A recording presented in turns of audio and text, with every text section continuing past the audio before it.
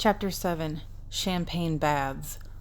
Will Hayes issued a frontline communique promising better days for 1923. We are traveling the highway to better things in filmdom. Soon there will be a model Hollywood. I have faith that unfortunate incidents will be things safely of the past.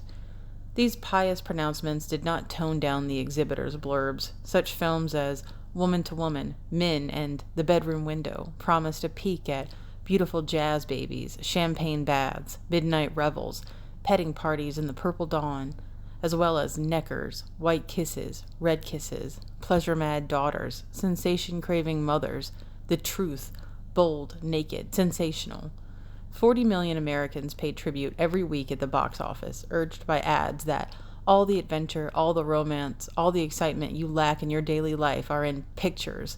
They take you completely out of yourself into a wonderful new world, out of the cage of everyday existence. If only for an afternoon or an evening. Escape! The masses of the 20s thought it was a swell idea, even when Hayes tacked on a moral message on the end. The rule of Czar Hayes was looked at with dismay by Hollywood's sincere believers in film artistry, who saw the advent of the big scissors man from the Bible Belt as an unmitigated catastrophe for the seventh muse. Photoplays which deal honestly with life are now banned from the screen, they pointed out, while Claptrap receives a benediction provided it has a blatantly immoral ending and serves up its sex appeal with hypocritical disapproval. They were aiming at that bathroom turncoat, Cecil B. DeMille. Hayes' concern for the mind of a child, that unmarked slate, meant in practice that screen content was often reduced to the level of a 10-year-old. A disgruntled Hollywood wag made up a photo montage showing Hayes as a happy baby in a sand pile. It was much circulated at parties he did not attend. Although public behavior was somewhat toned down, the movie colony's parties were as rowdy as before. Hotel suites were carefully avoided as unsuitable locations for hijinks. The Golden people had their incredible brand-new Hispano-Mauresque villas for private playpens, and they were careful to draw the brocaded drapes and to post guards at the wrought iron gates to bar studio snoops and reporters. Then the darlings of the gods could cut loose.